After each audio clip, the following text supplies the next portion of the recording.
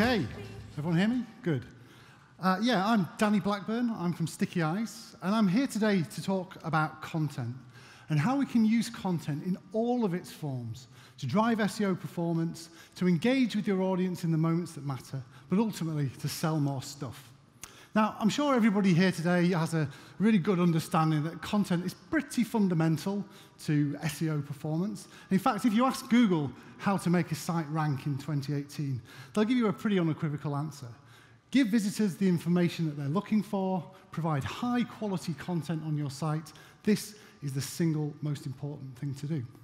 So that's it, easy, that's all you've got to do. Create some high-quality content, and you're straight to the top of the SERPs in all of the areas that matter. But of course, in reality, there's a lot more to that statement than meets the eye.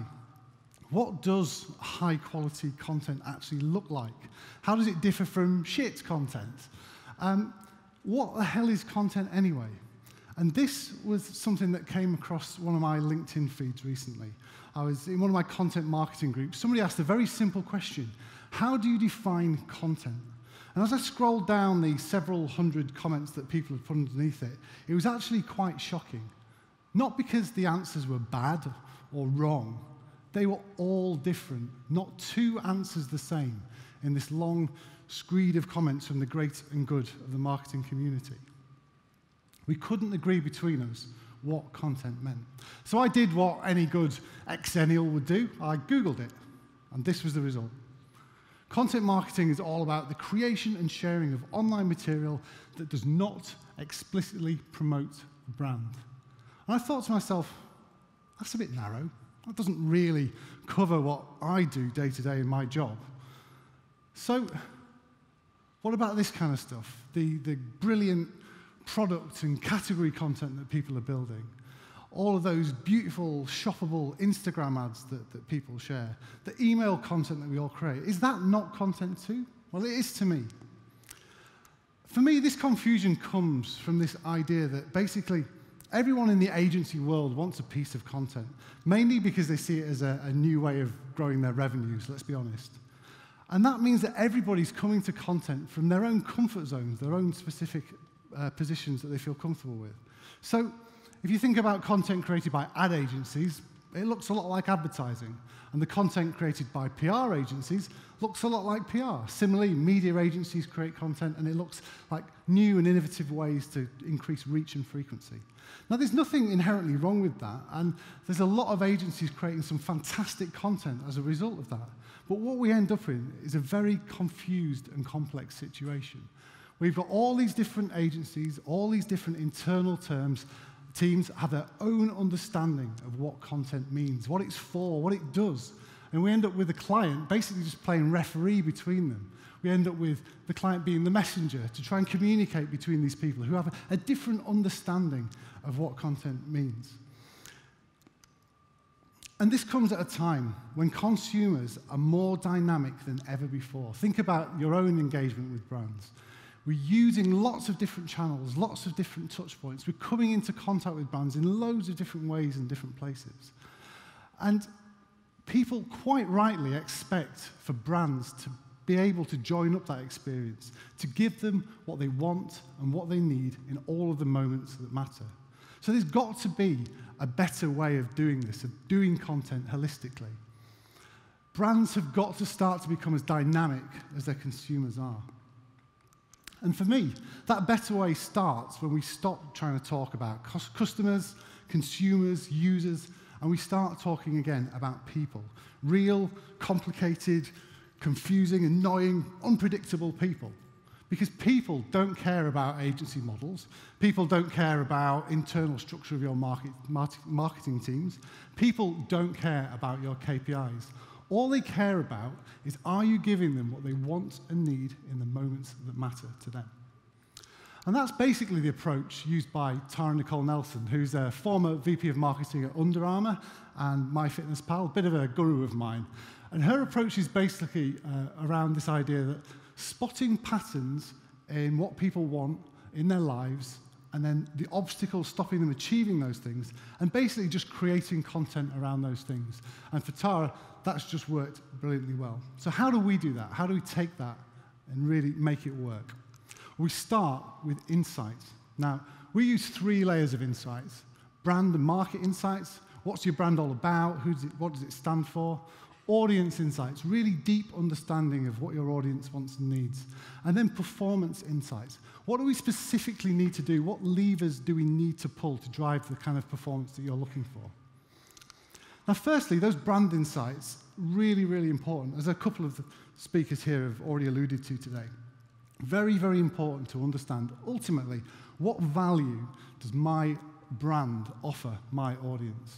Now, some brands, again, have a very well-articulated view of that, beautiful brand documentation, really, really kind of solid understanding of what the brand is. And others, some of the more utilitarian brands you might work with, they don't have that articulated quite so well. But for me, it's really, really important to understand that, even if it is basically, we offer good products cheaply.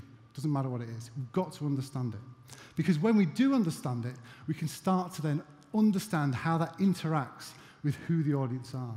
Now, again, a lot of brands have demographics. They start with these kind of segments that they want to go after. But we need to go deeper than that. We need to think about psychographics. We need to really understand their behavior, how they think and feel about themselves. A couple of examples here. So this is from our work with Hunter Boots. We can understand people's internet use motivations. Why do they go online? Is it for research? Is it for entertainment? Is it to stay in touch with their friends? All of these different data points give us lots and lots of just little hints about what we need to be doing with content. But again, we need to go deeper. We need to understand things like, what do they actually want from brands? What we tend to find is they want to be made to feel valued. They want help to improve their knowledge and skills. But what we can see here, for Hunter, there's a huge over-index in that desire to be helped to feel cool and trendy. So understanding all of these different data points in great depth is really important to understand what kind of content we need to create. And then the final strand of insights is what we call performance insights. And from an SEO perspective, that really means understanding, well, what actually is going to move the needle from an SEO performance perspective. Data from Sticky Eye's roadmap tool, which basically tracks a bunch of ranking factors over time, basically says that in 2018, 5 key ranking factors are these: technical proficiency, content depth and relevancy, authority and trust, user engagement, and user experience. So what we tend to do is we kind of stack all these things together to create a proficiency scorecard to see how the brand does holistically and how it does in all of those individual elements, and how then that equates to visibility, which is the purple shaded stuff you see in the background there. So in this instance, brand X is pretty good for SEO proficiency. It's in the mix, not a bit far behind the kind of the leader in this space. But what we can also see is there's a significant deficiency in that content depth and relevancy area. So we're basically starting to get a sense of the raw ingredients that we need for a strategy here. We know what we need to do from a brand perspective to communicate who we are. We know what the audience is and what they want and need. And we also know what levers we need to pull to drive that performance that we're looking for. But then how do we turn that into an actual content strategy that's going to achieve all of those things? Now, we start from this idea. Content doesn't work unless it's consumed. And it's absolutely true. I still see loads of brands who are investing big in content, but just burying it in dusty corners of their websites. You've got to think, first and foremost, about how this content is actually going to get in front of people. And when you think about that, at the real kind of top level, there are only really 2 ways that you can do it. Content distribution, that's essentially pushing content to people in owned, earned, paid, shared channels. And content discovery, that's basically creating content in specific ways to make sure that they can find it when they're actively looking for it. Now, of course, the content that is going to be right, the content that's going to work in those 2 different content consumption modes, if you like, is often quite different. Because distribution moments, it tends to be quite passive stuff. So imagine you're, I don't know, sitting, flicking through your Facebook feed on your phone. That's where that engaging content is going to go and reach out and grab you. Whereas Discovery content is much more active. You're sat down in front of a laptop, searching for something, using your smartphone, increasingly using voice search on smart speakers and so on and so forth. So what works for one is unlikely to work for the other. Now, a really good example of this was a video that was promoted to me in my Twitter feed recently. It was a video guide to life insurance, and it was promoted to me when I was watching the football on a Saturday afternoon. Now, unsurprisingly, I wasn't really in the mindset to be thinking about life insurance while I was watching an exciting football match. However, 3 weeks earlier, I actually had been actively researching life insurance because I wanted to buy some. And that piece of content that had just been distributed to me via Twitter is exactly the kind of thing that I wanted and needed in that moment. So what works for content distribution isn't always what works for discovery. Helpfully, these days we have loads and loads of channels that we can use for distribution. So again, it's about using all of those insights that we talked about at the start of this process to work out what the right blend of channels might be. Paid, owned, earned, shared, all in the mix. So your brand might be suitable for some channels and not the others. Your audience might be active in some channels and not others. From a performance insights perspective, you might have identified a big authority deficit on your site. So that might take you to a content strategy that's much more about those kind of earned channels, media outreach, things like that. From a discovery perspective, it's about really systematically understanding the micro moments that are relevant for you, your brand, and your audience. That's why those brand insights that I mentioned at the start of this are so crucial. Of course, most people have a broad and varied range of interests. The trick is really understanding what are people actively searching for that your brand has a right to talk to them about. So that gives us this axis, discovery and distribution. Again, the two key ways that you can put content in front of people. And when we do that, the next step then is really just to think about how do we actually talk to those people? How do we communicate with them in those two different modes? And again, if you think about it, there's only really two ways that you can do that at the highest level. You either talk directly, you talk about your brand, your product, your service, or you talk to them indirectly about the things that matter to them, their passion points, their pain points, their interests.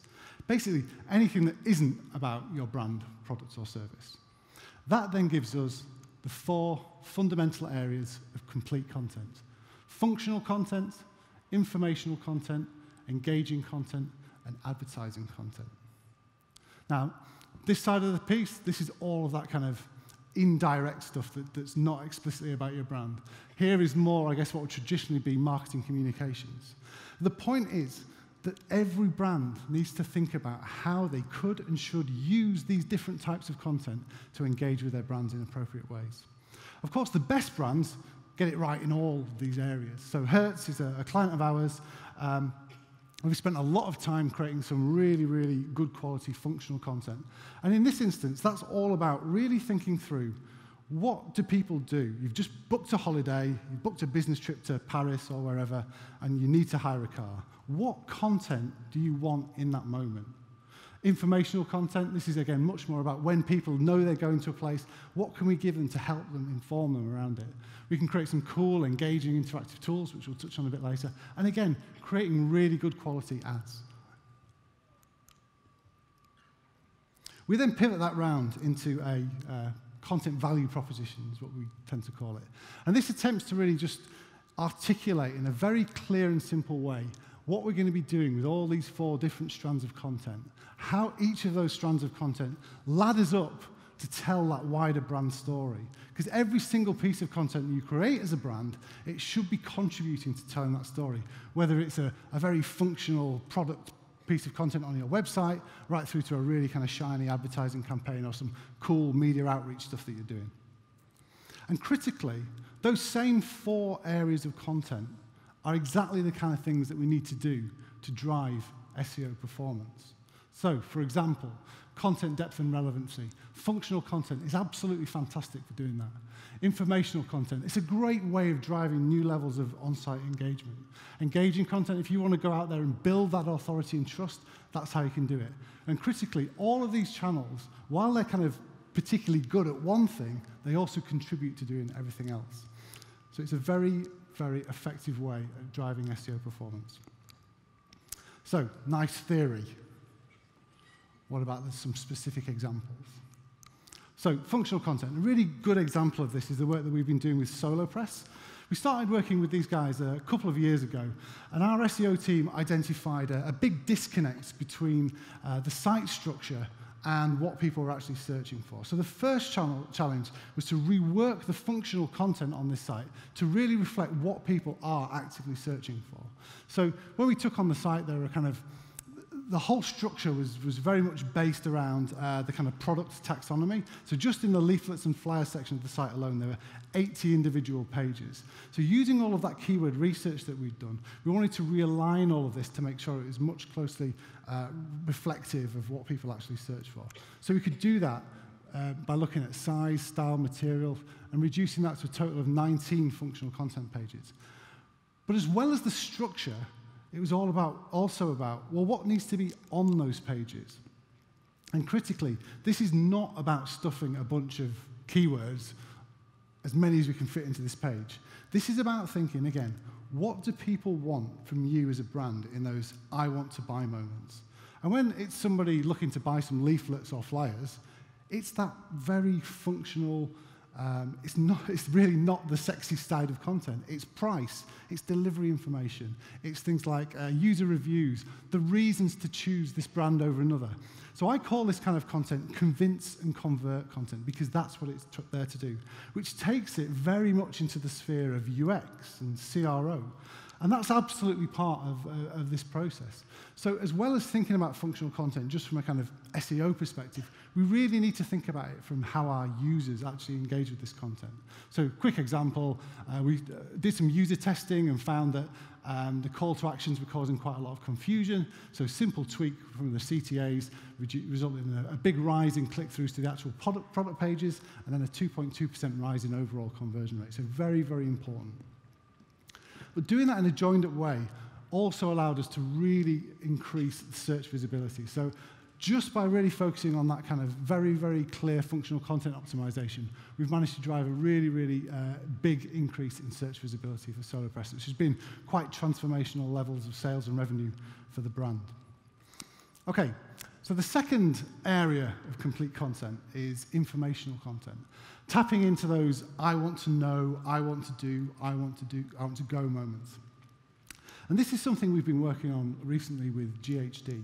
Now, GHD have obviously got a very large opportunity and able to exploit a lot of commercial brand search and commercial non-brand search. But when you stack that up against the amount of informational search in a particular market, you can see just how big that opportunity is. Now, of course, informational search, in this case, people looking for hairstyles inspiration, specific hairstyles, how-tos, it's not going to convert anywhere near the same way that brand and commercial search converts. But it's a fantastic way of putting your brand in front of that audience in those really, really key moments.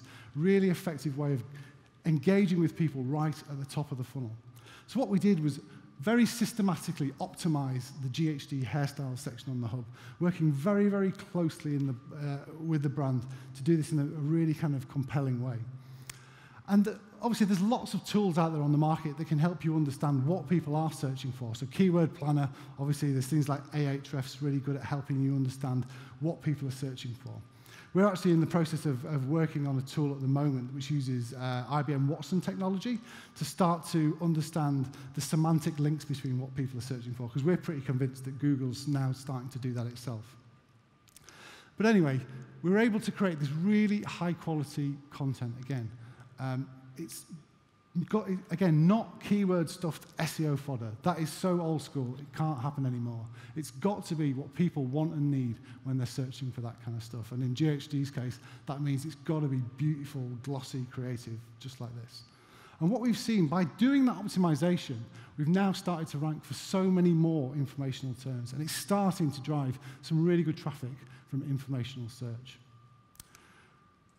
The next really important thing to understand about informational content is as Google gets smarter and smarter and smarter, it starts to understand the semantic relationships between different things. So if you want to rank really well for those key non-brand generic terms, hair straightener in GHD's term.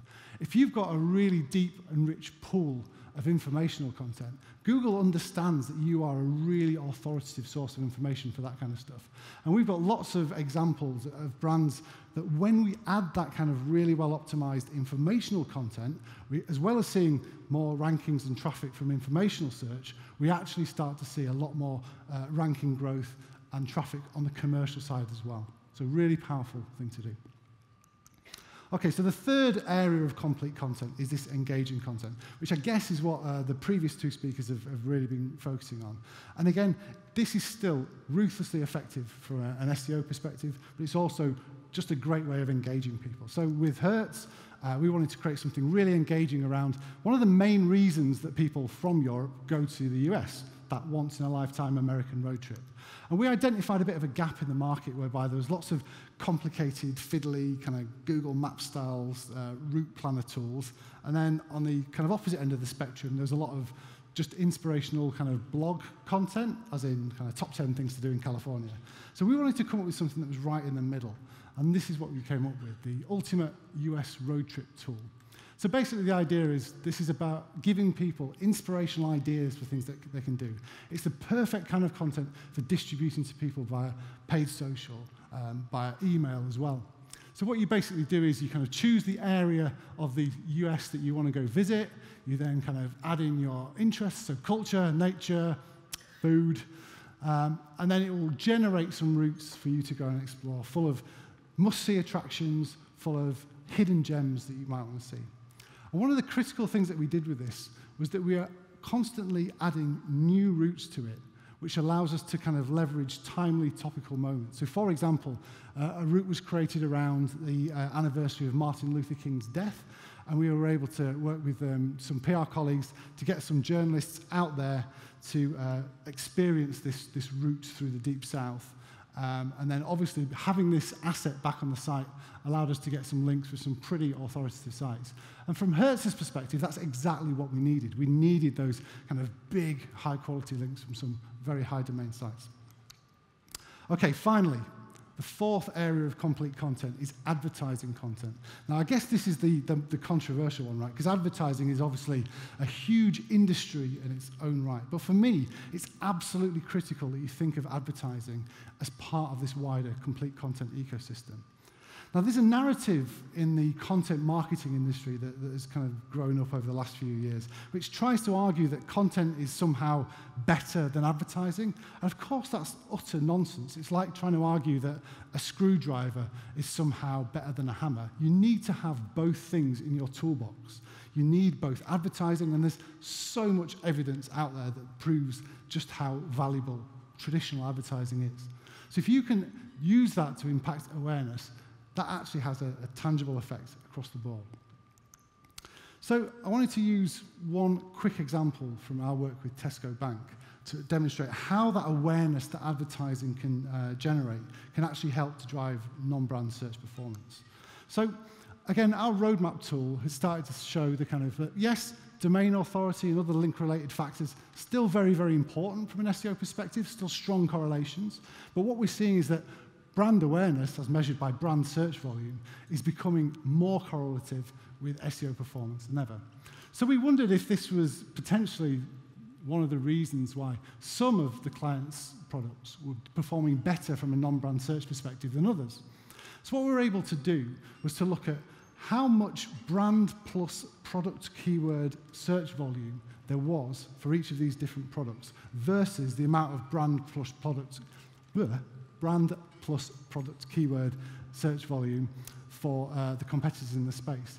And what we found that was, generally speaking, when there was a high level of brand awareness, high level of brand plus product keyword search volume, there was also a strong level of non-brand search performance. So it's early days with this stuff, but it's certainly evidence that Google is starting to take brand awareness as a metric itself and factor that in to non-brand search performance. So what I want to leave you with today is basically this. If you want to create that high-quality content that Google is looking for, these 4 fundamental content types are a really good way to start. Now, not every brand needs to use these 4 content types in exactly the same way. In fact, some brands might just be wanting to do, I don't know, product and price adverts. If you're selling novelty mugs on Facebook, that's probably the best bet.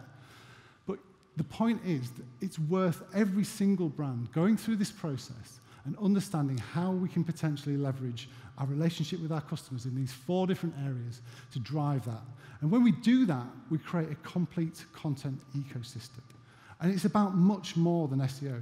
Because this is based on these fundamental truths, the only 2 ways to get content in front of people, and then the only 2 messaging types.